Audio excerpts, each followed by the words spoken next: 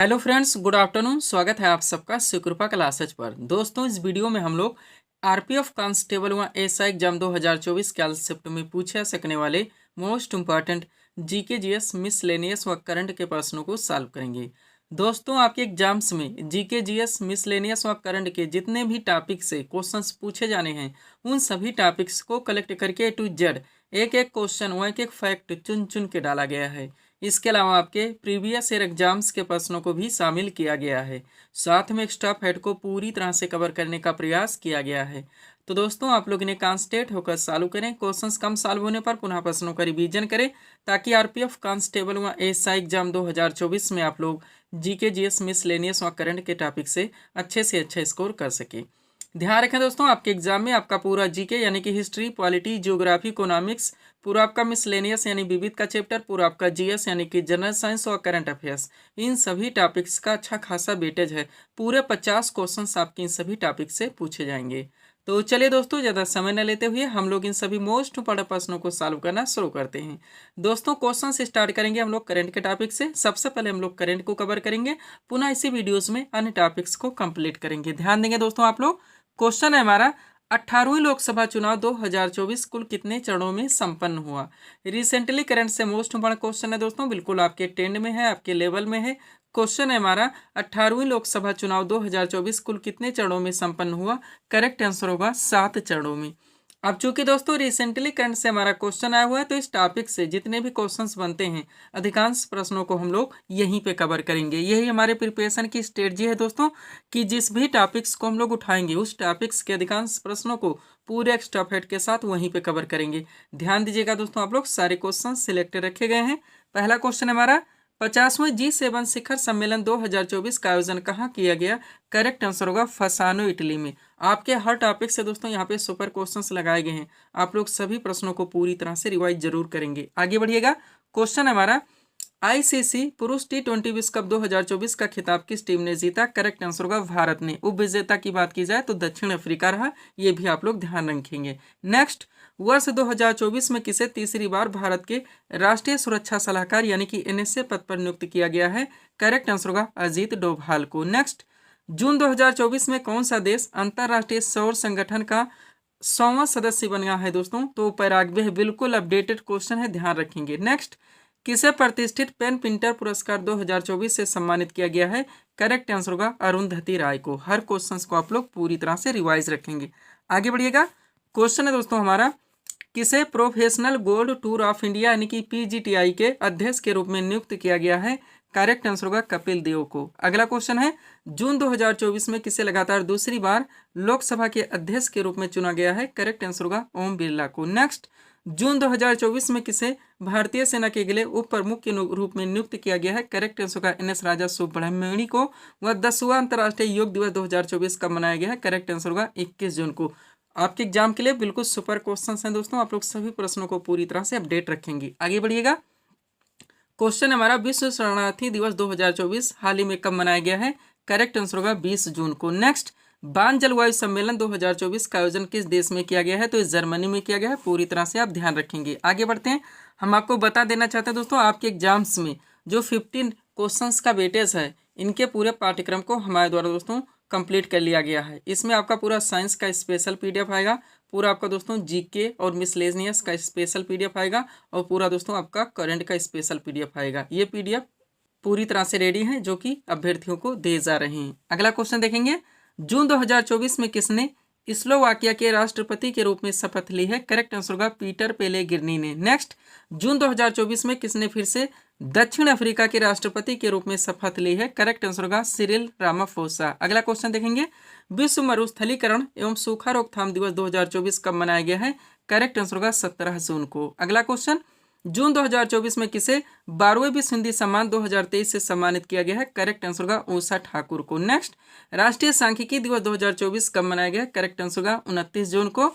और जून 2024 में पवन कल्याण किस राज्य के नए उप मुख्यमंत्री बने। करेक्ट आंसर होगा आंध्र प्रदेश के। हमारे करंट का क्वेश्चन है दोस्तों, इनके बाद में हम लोग इसी वीडियोस में अन्य टॉपिक को कंप्लीट करेंगे। देखिएगा, करंट का अगला क्वेश्चन है आपका, भारतीय दूरसंचार नियामक प्राधिकरण यानी कि ट्राई के नए सचिव के रूप में किसे नियुक्त किया गया है। करेक्ट आंसर होगा अतुल कुमार चौधरी को। ये हमारे करंट के क्वेश्चन थे दोस्तों, जिनको हम लोगों ने एक साथ कवर किए। आगे बढ़िएगा, थोड़ा सा दोस्तों पीडीएफ के बारे में बात होगी, पुनः हम लोग अगले क्वेश्चन की ओर चलेंगे। देखिएगा दोस्तों, एसएससी ऑल एग्जाम्स और रेलवे ऑल एग्जाम्स का ऑल इन वन पीडीएफ हमारे द्वारा पूरी तरह से कंप्लीट कर लिया गया है। इनमें आपकी बहुत सारी वैकेंसीज लगी हैं। आप जानते हो दोस्तों, एसएससी में बात की जाए तो आपका सीजीएल का एग्जाम चल ही रहा है, इसके अलावा आपका एमटीएस है, जीडी भी आपकी आ चुकी है। रेलवे में बात की जाए दोस्तों तो आपका आरपीएफ कांस्टेबल एसआई लगा ही है, इसके अलावा एलपी है, टेक्नीशियन है, एनटीपीसी है और ग्रुप डी है। दोस्तों इस पीडीएफ को बनाने में आपके इन वैकेंसीज के प्रीवियस ईयर एग्जाम्स के क्वेश्चंस को भी पूरी तरह से एनालाइज किया गया है। इसके अलावा आपके वैकेंसीज के क्वेश्चंस के ट्रेनिंग के उनके लेवल को, उनके दोस्तों वेटेज को पूरी तरह से ध्यान में रखा गया है। इनमें से किसी भी वैकेंसीज में दोस्तों आप अच्छी फाइट के लिए इस पीडीएफ को परचेज कर सकते हैं। मात्र 100 रुपीज़ इसकी पेड फीस है। व्हाट्सएप नंबर आप लोगों के सामने, जहां पर आप जुड़कर पीडीएफ ले सकते हैं। बढ़ेंगे दोस्तों हम लोग अगले क्वेश्चंस की ओर। अगला क्वेश्चन दोस्तों आपके सामने देखेंगे किस टॉपिक से है। क्वेश्चन रखा गया है, महात्मा बुद्ध ने अपना प्रथम उपदेश कहाँ पर दिया था? करेक्ट आंसर होगा सारनाथ ऋषिपत्तनम में। क्वेश्चन कहाँ से आ चुका है दोस्तों? बौद्ध धर्म से। आपका ट्रेंडिंग टॉपिक है, सुपर टॉपिक है, एवरग्रीन टॉपिक है।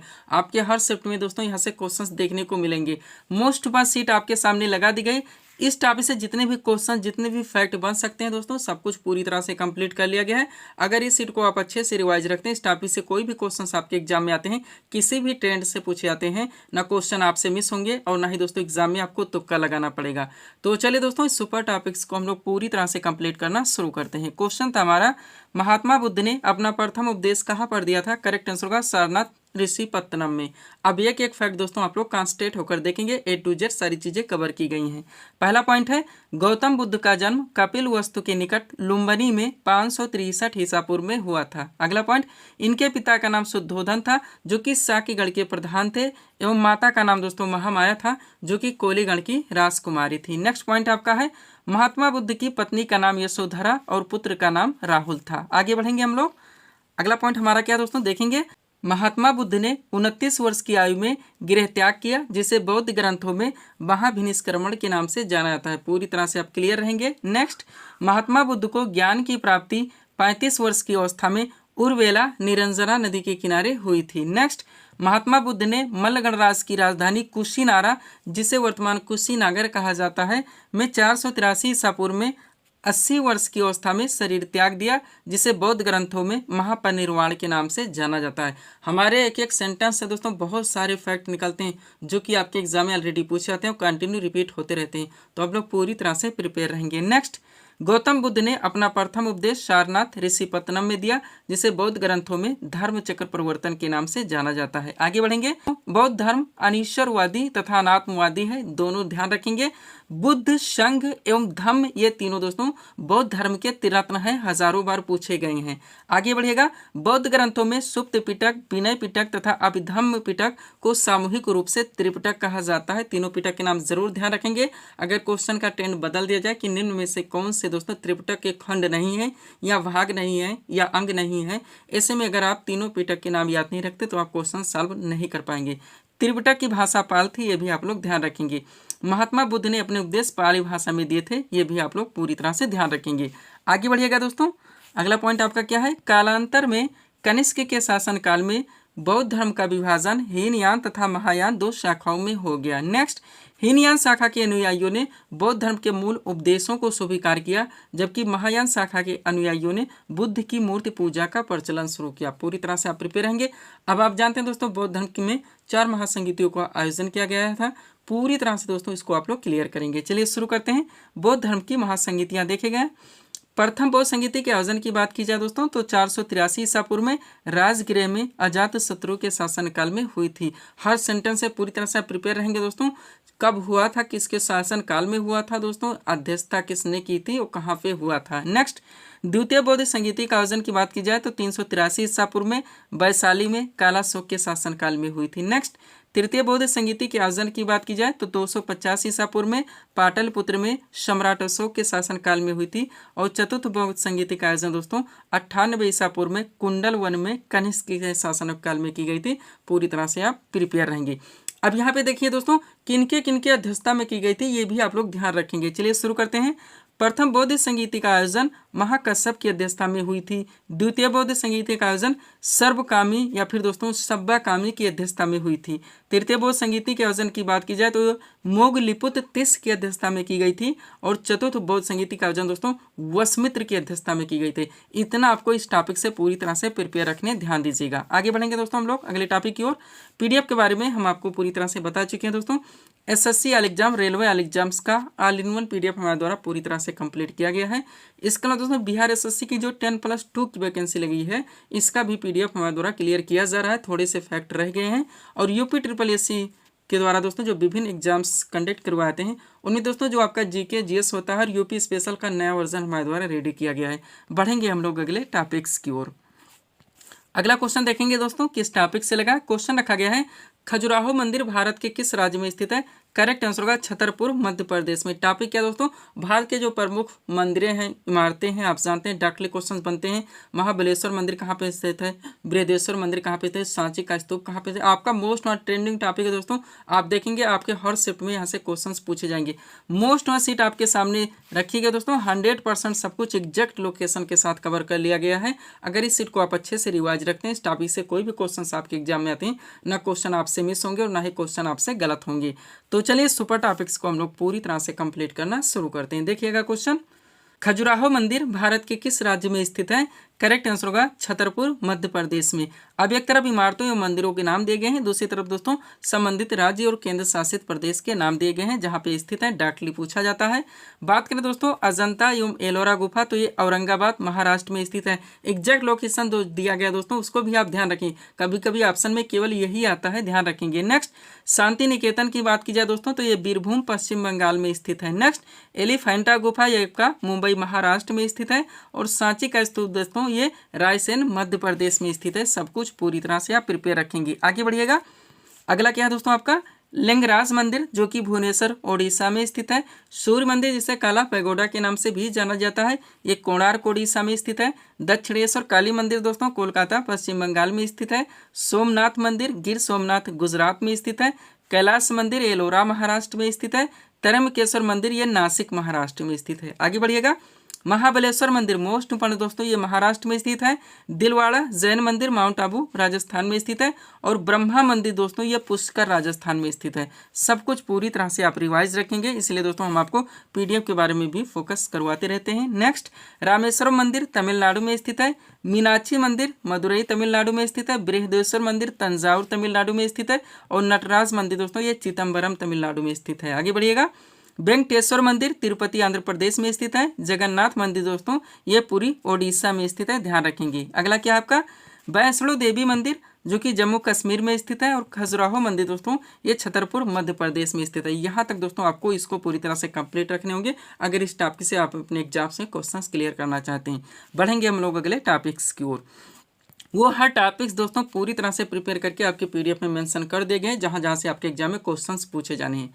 चलते हैं अगले दोस्तों क्वेश्चंस की ओर, देखेंगे किस टॉपिक से है। क्वेश्चन हमारा कार्बेट राष्ट्रीय उद्यान भारत के किस राज्य में स्थित है। करेक्ट आंसर होगा नैनीताल उत्तराखंड में। क्वेश्चन किस टॉपिक से दोस्तों, भारत के जो महत्वपूर्ण राष्ट्रीय पार्क है, राष्ट्रीय उद्यान है, वन्यजीव अभ्यारण्य है, एग्जैक्ट लोकेशन के साथ दोस्तों सब कुछ कंप्लीट करके सीट आपके सामने लगा दी गई है। इसको आप अच्छे से प्रिपेयर रखेंगे। चलिए शुरू करते हैं।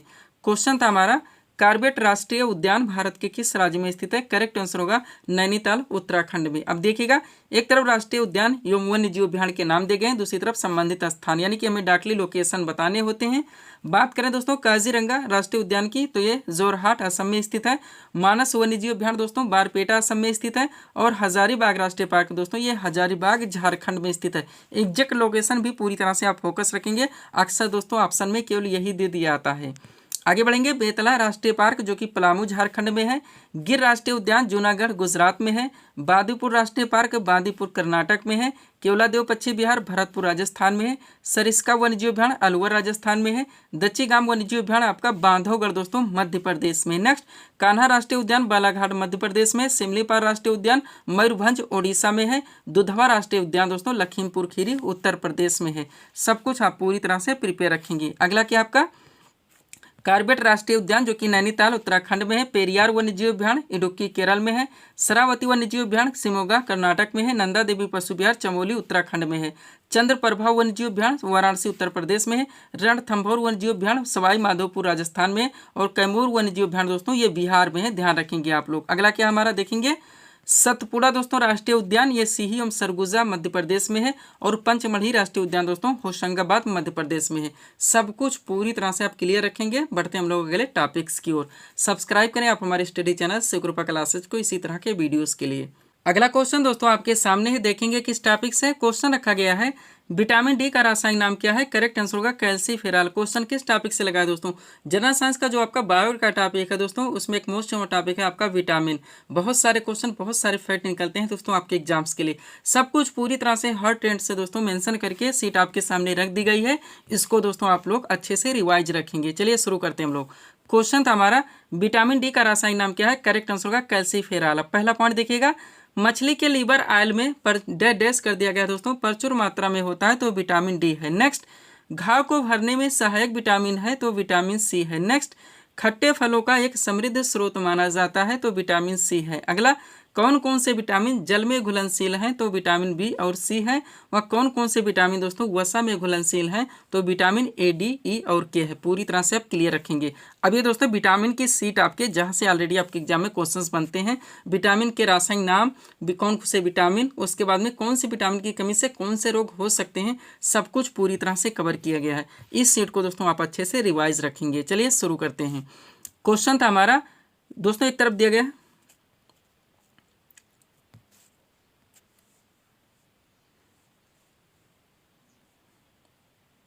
एक तरफ आपके विटामिन के नाम दिए गए, दूसरी तरफ उनके रासायनिक नाम, और फिर दोस्तों कमी से होने वाले रोग, ये भी इसमें पूरी तरह से मेंशन कर लिया गया है। चलिए शुरू करते हैं। सबसे पहले दोस्तों विटामिन ए है, जिसका रासायनिक नाम रेटिनॉल होता है। इसकी कमी से रतौंधी और संक्रमणों का खतरा जैसे रोग हो सकते हैं। बात करें दोस्तों विटामिन बी1 की, तो इसका रासायनिक नाम थायमिन होता है। इसकी कमी से बेरी होता है। नेक्स्ट, विटामिन बी2 की बात की जाए दोस्तों, इसका रासायनिक नाम राइबोफ्लेविन होता है। इसकी कमी से क्लोसिस होता है। और विटामिन बी5 की बात की जाए दोस्तों, इसका रासायनिक नाम निकोटिनामाइड होता है। इसकी कमी से पेलाग्रा होता है। आगे बढ़ेंगे, विटामिन बी12 की बात की जाए, इसका रासायनिक नाम साइनोकोबालामिन होता है। इसकी कमी से परवासी या रक्तता होती है।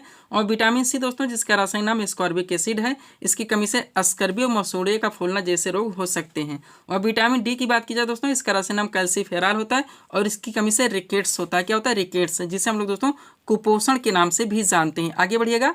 अगला आपका क्या दोस्तों, विटामिन ई, जिसका रासायनिक नाम टोकोफेरॉल होता है। इसकी कमी से जनन शक्ति का कम होना। और विटामिन के का दोस्तों रासायनिक नाम फिलोक्विनोन होता है। इसकी कमी से रक्त का थक्का ना जमना या ना बनना। हजारों बार पूछा गया है। आप लोग जानते हैं कि कौन सी विटामिन की कमी से रक्त का थक्का नहीं बनता है। तो सब कुछ दोस्तों यहाँ तक आप लोग विटामिन से पूरी तरह से प्रिपेयर रखेंगे।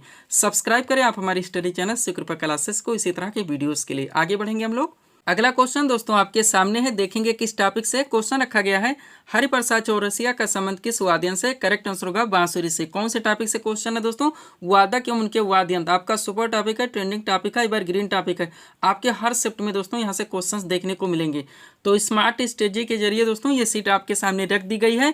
100% सब कुछ पूरी तरह से कवर कर लिया गया। इसी में से दोस्तों आपके एग्जाम्स में ऑलरेडी क्वेश्चंस बनते रहते हैं और कंटिन्यू रिपीट होते रहते हैं। तो चलिए दोस्तों इस सुपर टॉपिक्स को हम लोग पूरी तरह से कवर करना शुरू करते हैं। क्वेश्चन था हमारा, हरिप्रसाद चौरसिया का संबंध किस वाद्यन से। करेक्ट आंसर का बांसुरी से। अब इस सीट को दोस्तों पूरी तरह से अपने सामने करते हैं। देखिएगा सब कुछ पूरी तरह से कवर किया गया है। देखिएगा इंपॉर्टेंट पॉइंट हमारा, पहला पॉइंट, जाकिर हुसैन, अल्लाह रखा खां, गुदई महाराज, सफात खान और लतीफ खां। 5 नाम ध्यान रखेंगे, पांचों मोस्ट इंपॉर्टेंट है जो कि तबला वादक है। नेक्स्ट, पंडित रविशंकर, विलायत खान, निखिल बनर्जी, बंदे हसन और शाहिद परवेज। 5 नाम यहाँ पर भी ध्यान रखेंगे, पांचों मोस्ट इंपॉर्टेंट हैं जो कि सितार वादक हैं। फिर है दोस्तों हरिप्रसाद चौरसिया, पन्नालाल घोष, रोनू मजूमदार और राजेंद्र कुलकर्णी। केवल 4 नाम ध्यान रखेंगे, चारों मोस्ट इंपॉर्टेंट हैं जो कि बांसुरी वादक हैं। उसके बाद में अमजद अली खां, अलाउद्दीन खां, अली अकबर खां और हाफिज खां। केवल 4 नाम यहाँ पर भी ध्यान रखने हैं, चारों सुपर हैं दोस्तों जो कि सरोद वादक हैं। आगे बढ़िएगा, उस्ताद बिस्मिल्लाह खान और दयाशंकर जगन्नाथ। केवल 2 नाम ध्यान रखने हैं, दोनों मोस्ट इंपॉर्टेंट है, ये सहनाई वादक हैं। फिर है दोस्तों गोविंद स्वामी पिल्लई और एल सुब्रह्मण्यम। केवल 2 नाम ध्यान रखने हैं, दोनों मोस्ट इंपॉर्टेंट है, ये वायलिन वादक हैं। आगे बढ़िएगा, केवल एक नाम ध्यान रखिएगा, उस्ताद रहमान खान जो कि पखावज से हैं। एक ही नाम ध्यान रखिएगा, टीबी गोपालकृष्णन जो कि मृदंग से हैं। एक ही नाम ध्यान रखिएगा, नीरू स्वामी पिल्लई जो कि नादस्वरम से हैं। एक ही नाम ध्यान रखिएगा शिव कुमार शर्मा जो कि संतूर से हैं।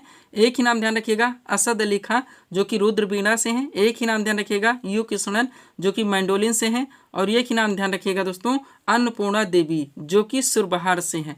इतना आप दोस्तों जब चाहे 1 मिनट में रिवाइज कर सकते हैं। इसीलिए दोस्तों हम अपने वीडियोस में कभी ऑप्शन नहीं लगाते। ऑप्शन से ये चीज़ें दोस्तों आपकी कभी क्लियर नहीं हो पाती। बढ़ेंगे दोस्तों हम लोग अगले टॉपिक्स की ओर। अगला क्वेश्चन दोस्तों आपके सामने है, देखेंगे किस टॉपिक से क्वेश्चन रखा गया है। दिल्ली सल्तनत का शासनकाल कब से कब तक था? करेक्ट आंसर होगा 1206 से लेकर 1526 ईस्वी तक। दोस्तों दिल्ली सल्तनत मिडिवल हिस्ट्री का बहुत बड़ा पार्ट, बहुत सारे क्वेश्चन, बहुत सारे फैक्ट दोस्तों यहाँ से निकलते हैं जो कि आपके एग्जाम में कंटिन्यू पूछे जाते हैं। मोस्ट ऑन सीट दोस्तों 100% सब कुछ कंप्लीट करके आपके सामने लगा दी गई है। इस सीट को आप अच्छे से रिवाइज रखते हैं दोस्तों तो आपके एग्जाम्स के लिए आपको बहुत सारे क्वेश्चन एक साथ क्लियर रहेंगे। आप देखेंगे दोस्तों इसी में से आपके एग्जाम में ऑलरेडी क्वेश्चन मिलते रहेंगे और कंटिन्यू आपके हर शिफ्ट में रिपीट होते रहेंगे। तो चलिए दोस्तों इस मोस्ट इम्पोर्टेंट टॉपिक्स को हम लोग पूरी तरह से कंप्लीट करना शुरू करते हैं।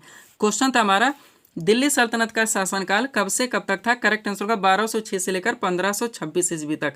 अब ये एक पॉइंट दोस्तों आप लोग देखेंगे A to Z हम लोग कंप्लीट करने वाले हैं। पहला पॉइंट है भारत पर पहला सफल मुस्लिम आक्रमण मोहम्मद बिन कासिम ने 712 ईस्वी में किया था। उसने सिंध एवं मुल्तान को जीत लिया था। आगे बढ़ेंगे। महमूद गजनबी ने 1001 से 1027 ईस्वी के बीच भारत पर 17 आक्रमण किए। इनमें 1025 ईस्वी में सोमनाथ के शिव मंदिर पर किया गया आक्रमण सबसे प्रसिद्ध था। आगे बढ़ेंगे। मोहम्मद गौरी को भारत में तुर्क सत्ता का संस्थापक माना जाता है। ये भी आप लोग ध्यान रखेंगे। ये बेसिक चीजें थी दोस्तों। अब यहाँ से आपका दिल्ली सल्तनत स्टार्ट होता है। पहला पॉइंट देखेंगे आप लोग, दिल्ली सल्तनत के सिंहासन पर कुल 5 राजवंशों ने शासन किया। इन राजवंशों का शासनकाल क्रम से इस प्रकार है। सबसे पहले दोस्तों गुलाम वंश आया जिसने 1206 से लेकर 1290 ईस्वी तक शासन किया। उसके बाद में खिलजी वंश है जिसने 1290 से लेकर 1320 ईस्वी तक शासन किया। फिर दोस्तों तुगलक वंश आया जिन्होंने 1320 से लेकर 1414 ईस्वी तक शासन किया। चौथा इस पर दोस्तों सैयद वंश आया जिसने 1414 से लेकर 1451 ईस्वी तक शासन किया। और पांचवा दोस्तों लोधी वंश आया जिन्होंने 1451 से लेकर 1526 ईस्वी तक शासन किया। पूरी तरह से प्रिपेयर रखेंगे दोस्तों। बहुत सारे टेंट से क्वेश्चंस पूछे जाते हैं, एनालिसिस के लिए दिए जाते हैं, कोड के माध्यम से दिया जाता है, मिलाने के लिए दिया जाता है। तो पूरी तरह से आप क्रम वाइज प्रिपेयर रखेंगे। अब इनके बीच में दोस्तों जितने क्वेश्चंस निकलते हैं सब कुछ पूरी तरह से कवर किया गया। आप इसको अच्छे से रिवाइज रखेंगे। चलिए शुरू करते हैं। गुलाम वंश के संस्थापक कौन थे दोस्तों? तो कुतुबुद्दीन ऐबक। नेक्स्ट, गुलाम वंश के किस शासक को लाख बख्श के नाम से जाना जाता है? करेक्ट आंसर होगा कुतुबुद्दीन ऐबक। अगला, कुतुब मीनार की नींव किस शासक ने डाली थी? करेक्ट आंसर होगा कुतुबुद्दीन ऐबक। नेक्स्ट, दिल्ली सल्तनत के किस सुल्तान की मृत्यु चौगान या पोलो खेलते हुए हुई थी? तो कुतुबुद्दीन ऐबक। और कुब्बतुल इस्लाम मस्जिद का निर्माण किसने करवाया था? करेक्ट आंसर होगा कुतुबुद्दीन ऐबक। पूरी तरह से आप प्रिपेयर रहेंगे।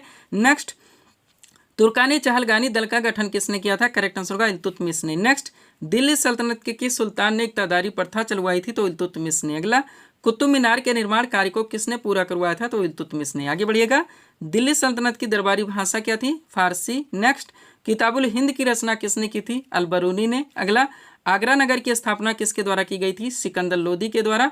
और भारत की प्रथम महिला मुस्लिम शासिका कौन थी? तो रजिया सुल्तान थी। नेक्स्ट, रजिया सुल्तान ने कब से कब तक शासन किया था? तो 1236 से लेकर 1240 ईस्वी तक। नेक्स्ट, लौह एवं रक्त की नीति किसने अपनाई थी? बलबन ने। और दीवान ए अर्ज की स्थापना किसने की थी? तो भी बलबन ने। सब कुछ पूरी तरह से आपको प्रिपेयर रखने, सब कुछ आपके PDF में पूरी तरह से मेंशन है। आगे बढ़िएगा।